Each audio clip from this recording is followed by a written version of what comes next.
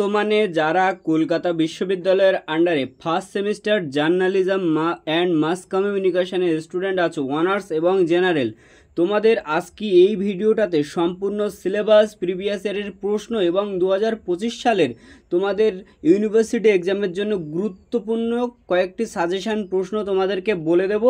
যে প্রশ্নগুলো তোমরা যদি প্রিপেয়ার্ড করে যাও তাহলে তোমাদের পরীক্ষার জন্য খুবই একটা ভালো রেজাল্ট আনতে সহায়তা করবে। তো চলো পুরো ভিডিওটা দেখে নেওয়া যাক। আমি তোমাদেরকে ফার্স্টে বলে দেব যে এই সাবজেক্টের সিলেবাস কী আছে, তারপর তোমাদের প্রিভিয়াস ইয়ারের কোশ্চেন প্যাটার্ন সম্বন্ধে ধারণা দেব, কোশ্চেনটা কেমন ছিল তোমাদেরকে দেখাবো এবং তারপর তোমাদের এই সাবজেক্টের সাজেশান বলে দেবো।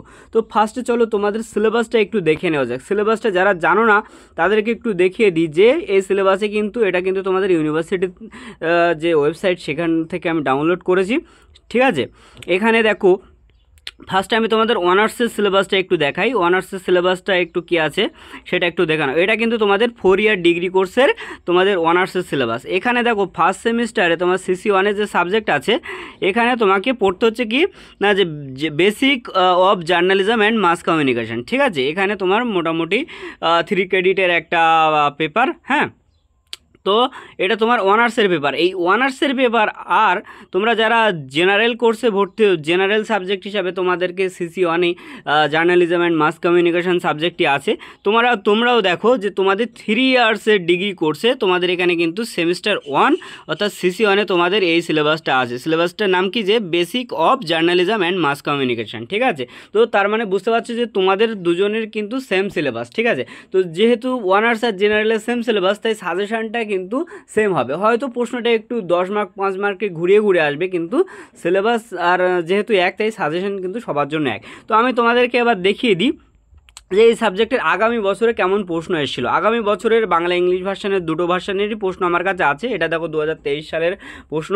এখানে দেখো যে তোমাদের 1 নাম্বারের প্রশ্ন আসে 20টা, ঠিক আছে, শর্ট কোশ্চেন, এবং 2 নাম্বারের প্রশ্ন আসে 5টা, আর 3 নাম্বারের প্রশ্ন তোমাকে আসে হচ্ছে এখানে 6টা, কিন্তু তোমাকে লিখতে হবে 3টে, ঠিক আছে। 6টার মধ্যে তোমাকে 3টে লিখতে হবে। এটা ইংলিশ ভার্সান অ্যান্ড বাংলা ভার্সানে বোর্ড, ঠিক আছে। যারা বাংলা ভার্সানে লিখবে তারা বাংলা ভার্সানে লিখবে, যারা ইংলিশ ভার্সানে লিখবে তারা ইংলিশ ভার্সানে লিখবে। এবার দেখো কেমন কেমন প্রশ্ন এসছে, তোমরা একটি স্ক্রিনশট করে নাও প্রিভিয়াস ইয়ারের প্রশ্নগুলো। এটা ইংলিশ ভার্সানে আছে, ইংলিশ ভার্সানটাও যারা ইংলিশ ভার্সানে দেখতে চাইছিলে তারা স্ক্রিনশট করে নাও, ঠিক আছে। আশা করি তোমাদের সবার স্ক্রিনশট করে নেওয়া হয়ে গেছে। এবার আমি একটু সাজেশনটা বলে দিই। সাজেশনটা দেখো, সাজেশনটা এমনভাবে আমি তৈরি করেছি যেহেতু তোমাদের শর্ট, বড় এবং 15 নাম্বারের প্রশ্ন আছে, 5 নাম্বার, 15 নাম্বার এবং 1 নাম্বারের। তো এই প্রশ্নগুলো যদি তুমি ইন ডিটেলস রেডি করে যাও তাহলে কিন্তু তোমাকে আর ভাবতে হবে না ওই আলাদা করে 5 নাম্বারের জন্য রেডি করতে হবে না বা 15 নাম্বার জন্য আলাদা করে রেডি করতে হবে না, ঠিক আছে। টপিক ওয়াইজ পড়ো, টপিক ওয়াইজ পড়লে কম সময়ের মধ্যে ভালো রেজাল্ট পাওয়া যাবে। তো দেখো এখানে ফার্স্টেই আমি লিখে রেখেছি যে সেমিস্টার 1 অনার্স জেনারেল এবং basic of journalism and mass communication, এটা তোমাদের সিলেবাস। এবার প্রশ্নগুলো কী আছে, যারা ইংলিশ ভার্সান আছে ইংলিশ ভার্সান এগুলো দেখে নেবে, যারা বাংলা ভার্সানের স্টুডেন্ট আছে তোমরা বাংলা ভার্সানে দেখে নেবে। বাংলা ভার্সান এগুলো আমি বলে দিয়ে যাচ্ছি। দেখো, সংবাদের সংজ্ঞা দাও, সংজ্ঞা দাও বা সংবাদের বিভিন্ন উপাদান সম্পর্কে বিস্তারিত লেখো। 2-এর দাগে আছে সংবাদ সংস্থা কি, 4টি প্রধান বিশ্বব্যাপী সংবাদ সংস্থার নাম লেখো। সংবাদ সংস্থা এবং সংবাদ যে চ্যানেল তার মধ্যে বিভিন্ন পার্থক্য বিস্তারিতভাবে লেখো। হ্যাঁ, 3 নম্বর প্রশ্নে দেখো যে তোমাদের পেজ মেকআপ বা সেট আপ যেটাকে বলে, সেই পেজ মেকআপ বলতে কী বোঝো বা সংবাদপত্রের পেজ মেকআপের মূল নীতিটা বিস্তারিতভাবে বর্ণনা করো। তারপরে 4-এর দাগে প্রশ্ন দেখো যে রিপোর্টিংয়ে সাক্ষাৎকারের গুরুত্ব লেখো।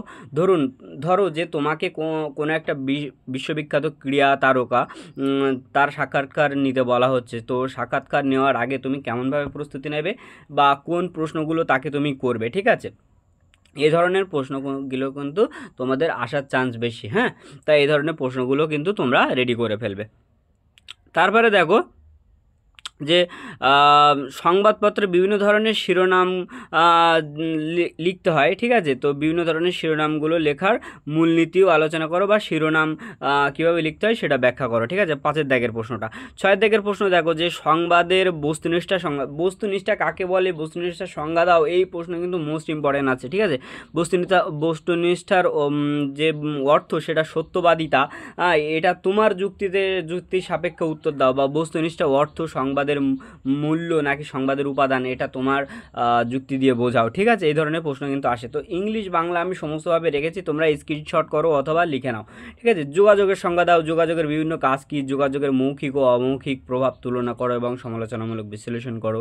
সামাজিক যোগাযোগ মাধ্যমকে সংজ্ঞায়িত করো, সামাজিক যোগাযোগ একে সামাজিক কেন বলা হয়, মানে সামাজিক যোগাযোগ মাধ্যমকে সামাজিক কেন বলা হয়, সামাজিক যোগাযোগ মাধ্যম কি, গণমাধ্যমের বিকল্প হিসাবে পরিপূরক, তুমি সেটা তোমার নিজের ভাষায় বর্ণনা করো। ঠিক আছে, 9 দেখো সংবাদ সূত্র বা মাধ্যম, সংবাদ যাদের থেকে আর যে সমস্ত সূত্রের থেকে পাওয়া যায়, এর সাথে ভালো যোগাযোগ মানে যদি তুমি তৈরি করো তাহলে তোমার যে প্রতিবেদন সেটার মান উন্নত করে, সেটার সপক্ষে বা বিপক্ষে মানে বিস্তারিতভাবে আলোচনা করতে হবে। ঠিক আছে, উদাহরণ সহ। তারপরে তোমার সংবাদ প্রচারের ক্ষেত্রে আর্থিক সাংবাদিকতা একটি বিশেষ স্থান দখল করে রয়েছে।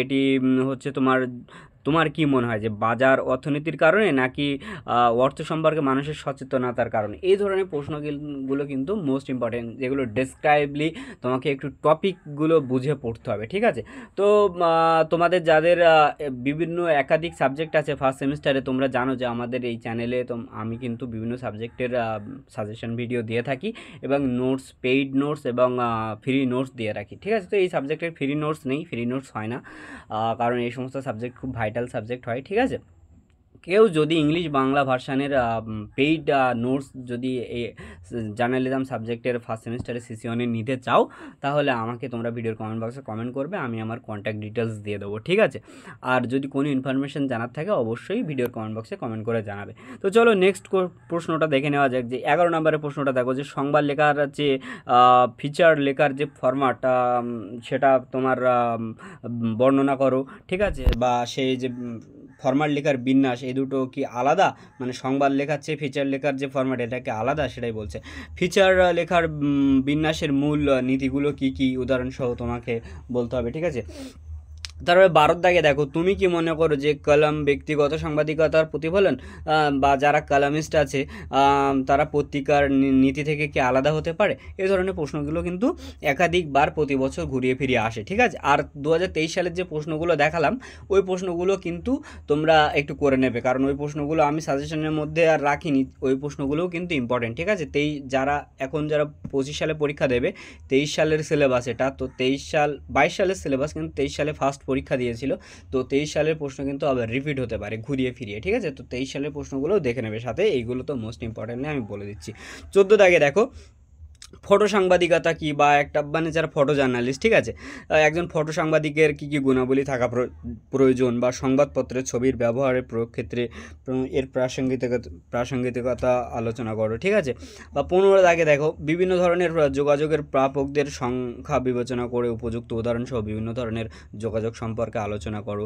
তারপরে ফাংশন অফ মাস কমিউনিকেশন, মানে গণযোগাযোগ মাধ্যমের কার্যাবলী কী আছে। ঠিক আছে, তারপরে radio is the blind medium, discuss the medium, মানে রেডিও যে অন্ধ মাধ্যম সেটা সম্পর্কে তোমাকে লিখতে হবে, এই বিবৃতির ক্ষেত্রে যে বৈশিষ্ট্যগুলো থাকে সেগুলো আলোচনা করো। ঠিক আছে, এই ধরনের প্রশ্নগুলো কিন্তু তোমাদের বারবার রিপিটেশন হয়, তোমাকে কিন্তু ভালোভাবে তৈরি করতে হবে। আমি আবার একটু ব্যাক করে দেখাচ্ছি, যারা স্ক্রিনশট নিতে পারো নি আবার স্ক্রিনশট নিয়ে নাও। ঠিক আছে, আর ভিডিওটা কেমন লাগলো জানাবে, আর কোন কোন সাবজেক্টের সাজেশন পিডিএফ তোমরা নোটস ভিডিও দেখতে চাও আমাদের ভিডিওর কমেন্ট বক্সে কমেন্ট করে অবশ্যই জানাবে। তো চলো টাটা।